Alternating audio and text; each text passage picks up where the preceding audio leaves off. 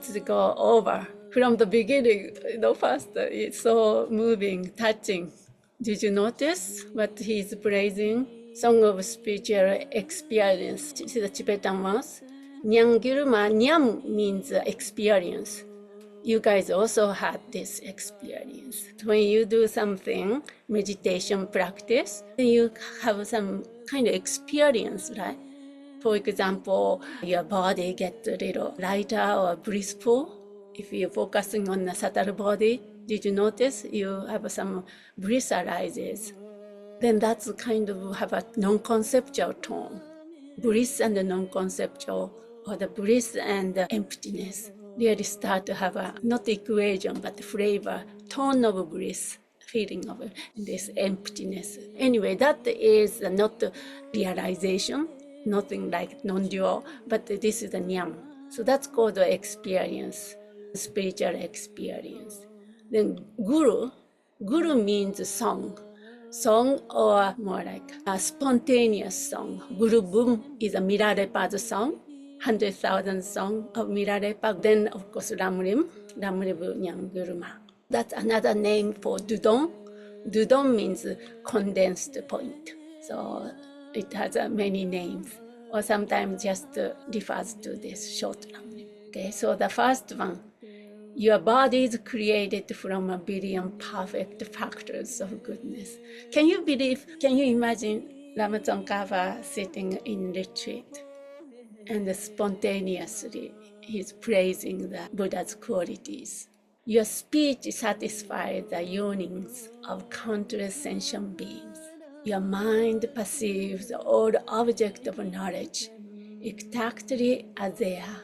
I bow my head to you, O chief of the Shakya clan. Do you know these marks and the sign of the Buddha? I can tell you a few. So 32 major marks and 80 minor signs of the Buddha. These are the physical characteristics. What's special about that? A little bump on the head, or the, golden skin, and what's special about that? They are so special because they are the result of Buddha's actions, expression of Buddha's limitless accumulation of merit and compassion. Therefore, they are so special. Just let me say a few. You can learn all these Amisamayamakaras, and so inspiring. Each part of the Buddha, like a yellow's long or something, all are a result of the specific things he's done in the past. This Ushunisha, this kind of bump on the head, the cause is, in past lives, he honored his teachers and elders with deep reverence, showing humility and respect. In one life, he always bowed deeply to wise beings and provided them with offerings. So this one, physical form, the result of that. How about his golden colored skin? The cause is he generously provided clothing and perfumes and decoration to others, bringing joy. So bringing joy to others by offering these things. An example is he once donated luxurious robes to monks and lay practitioners, wishing for their well-being. Okay, there are lots of. How about the webs, the fingers? It said the Buddha has a kind of web between the fingers and the toes. Actually, that symbolizing interconnectedness. The cause for that is he never caused division, but always worked to unite the people in harmony. For example, as a king, he resolved conflicts between kingdoms without violence, something like that. Do you want to know anything else? Curious? Let's see, one more. He has 40 teeth. I don't know human teeth, how many. Any dentist here?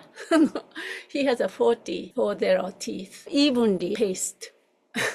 Not like me, evenly paced and white and strong. The cause for that is he spoke truthfully, kindly, and with gentle words that benefited others. For example, he avoided divisive speech and used his words to inspire and encourage. So that's the kind of example for the physical characteristics. Long tongues that can reach his ears and cover his face. Cause for that is he always kept his promises and never broke his vows. For example, in one life, he fulfilled every vow he made, ensuring he never spoke falsehood. So I just picked 8 of them here, for example, among 32 major marks and 80 minor signs. Anyway, so those are all a result of his accumulation of the karma virtues. That's why when we do the visualization of the Buddha, Shakyamuni Buddha, or the even statue or tanka, or representations, expression of this tremendous accumulation of the karma based on his compassion, right? Compassion and wisdom. So we need to view that way, then inspire. So now speech, then he's saying here, your speech satisfies the yearning of countless sentient beings. Again, his speech has a unique qualities, 6 qualities of the Buddha's speech. For example, his speech is truthful, beneficial, present and gentle, meaningful, inspiring, and timely. Any of the qualities do we have? Definitely, I don't have. But inspiring, all are inspiring, these qualities. So Buddha's speech transcended ordinary limit. Your speech satisfies the yearning of countless sentient beings. How to explain this kind of thing? He can communicate with all different people with a different language. They can understand. Then his mind, your mind perceives all objects of knowledge exactly as they are. So that's, right?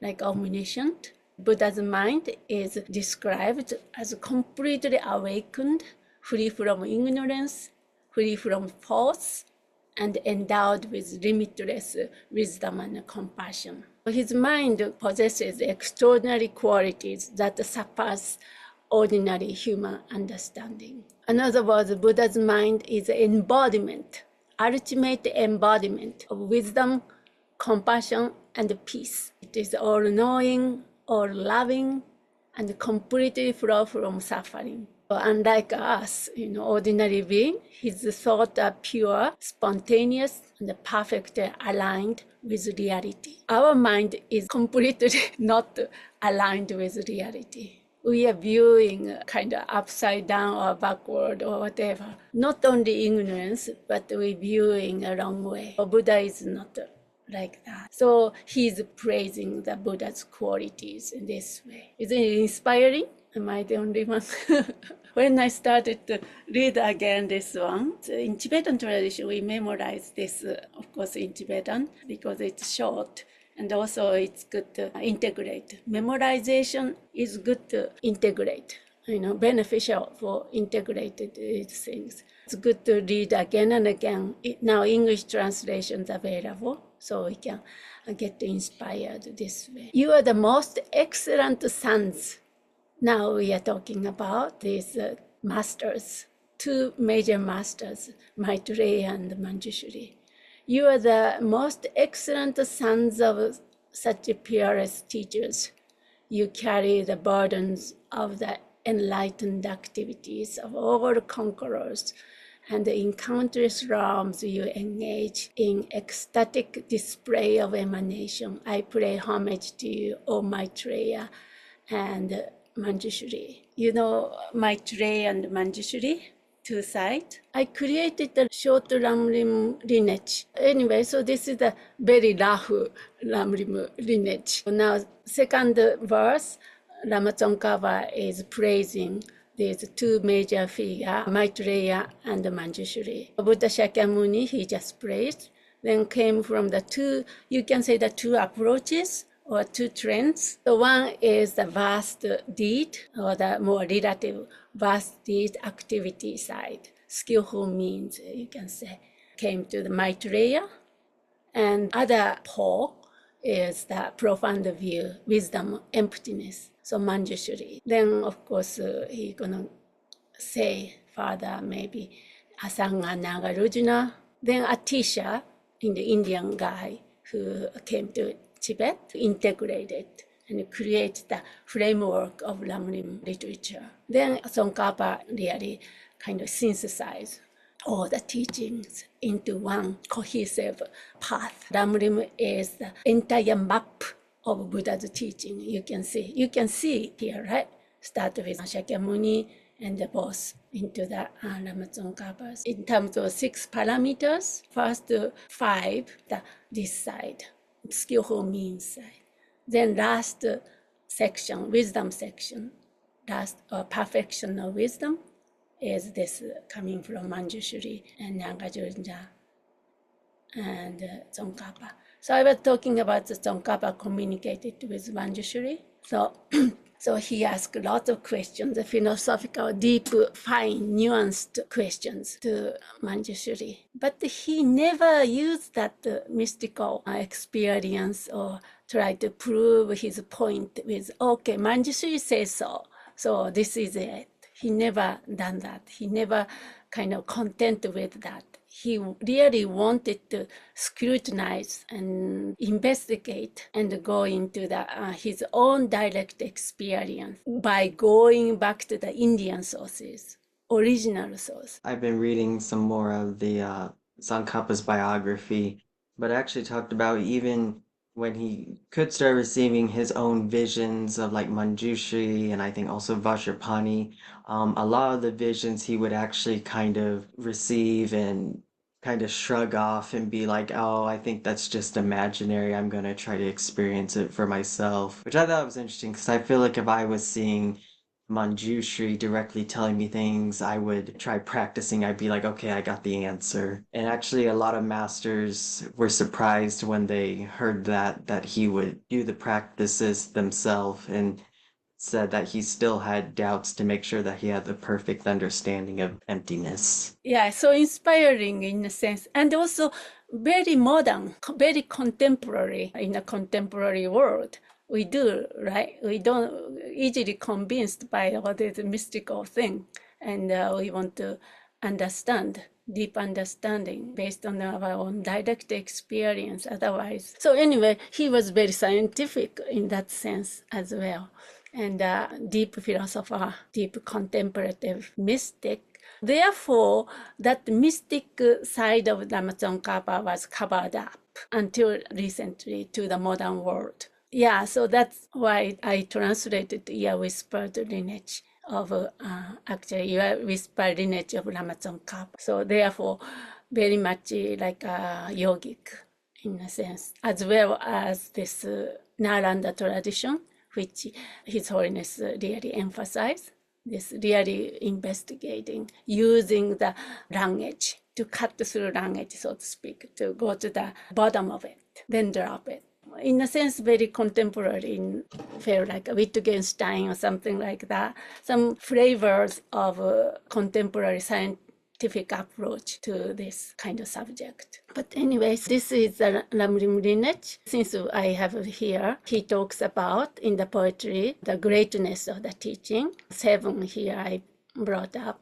It contains all the teaching of the Buddha, easy to practice, adorned by instruction of 2 gurus. So these are the 2 gurus, and Maitreya, Manjushri, Asanga, Nagarjuna. Recognize teaching as free of contradictions. All the teachings are free of contradiction. So if we don't have Lamrim, sometimes we don't have an entire grasp without the map. Sometimes it feels like contradictions. Doesn't fit in the context. But if we have a Lamrim, we know there's no contradictions. For example, Guru Yoga, Lamrim starts with Guru Yoga in a sense like a Guru devotions. The reason we start with, or Lamrim starts with Guru devotion is, again, assuming we are entering into Tantra. So already have a tantric flavor to begin with. So then that guru devotion, which will be the key element in how tantra works. Tantra gets all this as again, this devotional side and the emotions. Those are the key component to make tantra work. Then already prepping us at the beginning of the Lamrim. Then see scriptures as personal instructions. Yeah, so that's a very integrative, applicable teaching. It's not just for the philosophy for the sake of philosophy. Even karmic cause and effect section, it seems very intellectual and something distant from our life. But if we apply that to our own life, we learn so much and we can improve our ordinary mundane lives. These are medicine. Each section is a medicine for each aspect of our lives. Then discover the intention of the conqueror. So conqueror is a Buddha. Through this Lamrim teaching, we can discover, we can find out what really Buddha wanted to convey to us. What's his real intention? What's his teaching through this? Because the entire Buddha's teaching is packed in one teaching called Lamrim. Then save from great wrongdoing. So by doing this, studying and Lamrim, through Lamrim, we can avoid all the negativities. Anyways, this was a part of it. This was a part of the resource. Yeah, and we have a Lamrim dedication to selected Lamrim resources. Yeah, I selected a few. My volume 1 is about that. I kind of disguise. Title was The Heart of Cho, and the volume 1 is all about Lamrim. You may have noticed. But that's the beginning of Cho practice, beginning of Tantra. So that's why volume 1, I have to have that. Anyways, that's the thing. Then Paponka's commentary. So by the way, I'm sure you know this one, but this commentary is very thick. When I went to India, my Tibetan friend, Lama, ex-Lama, he gave me at the airport. He came to the airport, going to India, right? Then he brought this thick picture of Paponkas. It's so heavy, We are about to get on board in the airplane. Then he brought this, wrapped with a yellow cloth. And okay, so anyway, so this is based on the preliminary empowerment, the preliminary teaching to the highest yoga empowerment done by Paponka Dechen Rinpo, then scribed by late Chichen Rinpoche, His Holiness the junior tutor. Now everything available in English now. No excuse. My time, no English available in terms of whole picture. I don't know. I just had an intuitive feeling. This is I have to study this, so yeah, I did. But anyway, go back to the teaching. Yeah, I re-inspired very much in this kind of poetry and how he felt when he wrote this. Maybe tears came and goosebumps thinking about the Buddha, how kind he was. Because without the Buddha, nothing could have happened, no realization. So difficult to fathom is the mother of all conquerors. You understand this? Mother of all conquerors, Prajnaparamita, you are so familiar with, ineffable, referring to the wisdom of emptiness. So difficult to fathom. Can you believe he's saying this? Oh, so difficult to fathom. Understand. You who unravel its contents as it is are the jewels of the world. You is referring to this Nagarjuna Sangha. I just show you that chart, right? These two things. One is the method side, Asanga. One is the wisdom side, Nagarjuna. Nagarjuna nailed it. He understood, he explained. So you who unravel its content as it is, just as it is, without distortions, are the jewels of the world. You are hailed with great fame in all three spheres of the world. So three spheres of the world refer to samsara. So I pay homage to you, O Nagarjuna and Asanga. We are talking about Mahayana teaching, right? So these two wings of the world, you can say. One is the wisdom side, one is the method side. Always go together. Then stemming from these two great charioteers, so those two are the charioteers with excellence are the two paths of the profound view and the vast conduct. Always say the profound and the vast, wide and vast. That's the method side, conduct, activities, and the profound, go deeper, deeper, deeper, profound view. You are the custodians of the treasury of instructions encompassing all essential points. You, this one now referring to the Atisha Dipankara, Indian guy. You saw that chart, right?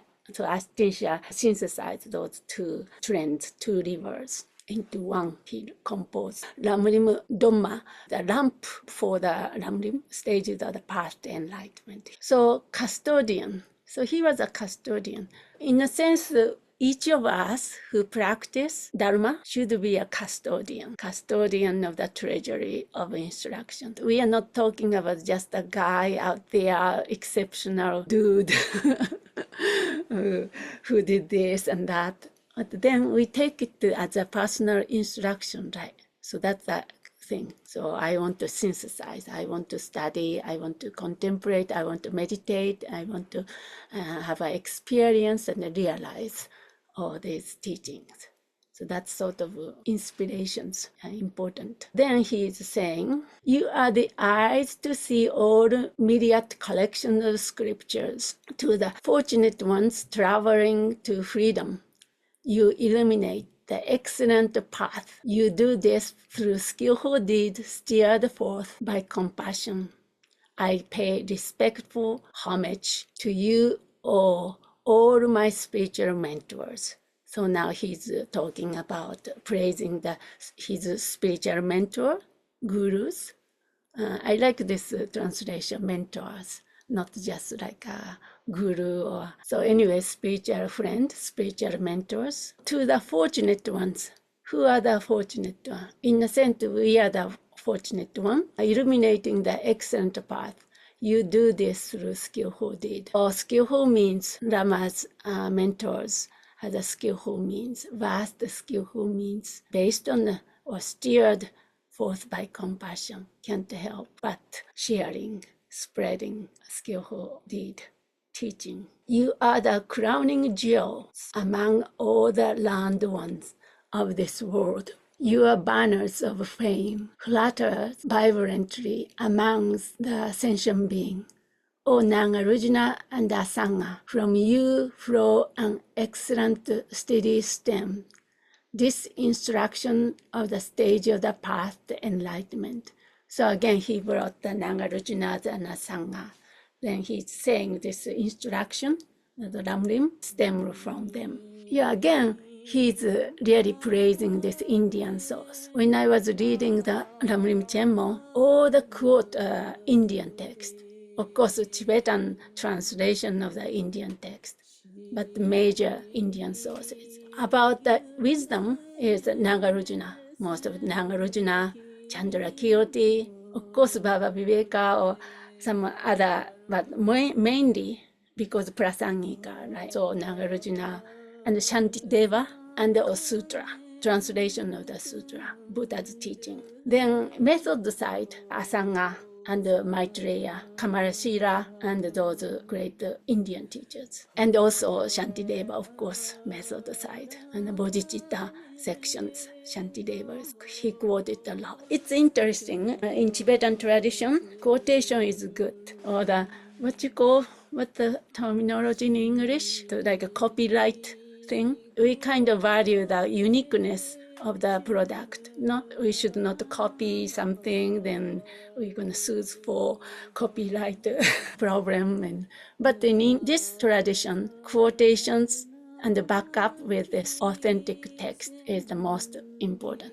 In that sense, very academic and scholarly, right? Yeah. But based on that, he created something so unique about his emphasis of a few things. including tantric teaching.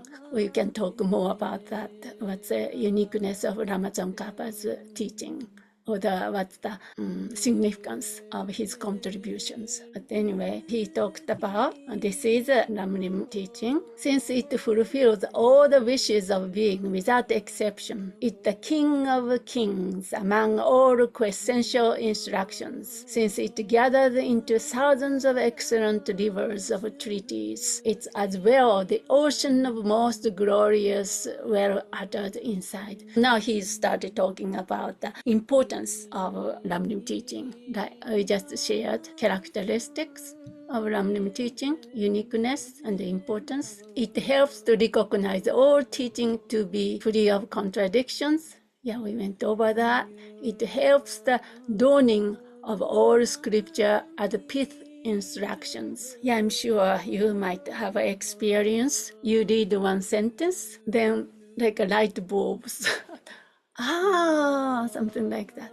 But it depends on your condition, your mental openness, and right time, right conditions. Then first of all, experience dawns. And the same sentence, maybe you might read a few years ago and you didn't get anything out of it.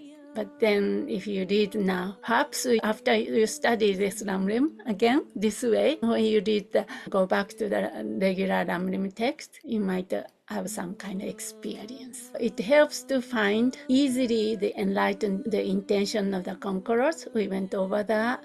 It helps also to guard against the abyss of grave negative deeds. Therefore, these most excellent instructions that is sought after by numerous fortunate ones like the Land One of India and Tibet, hopefully in the future in the West.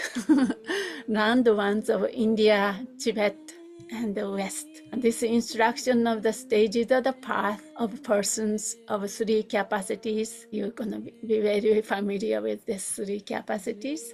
What the intelligent person is there whose mind is not captured by it.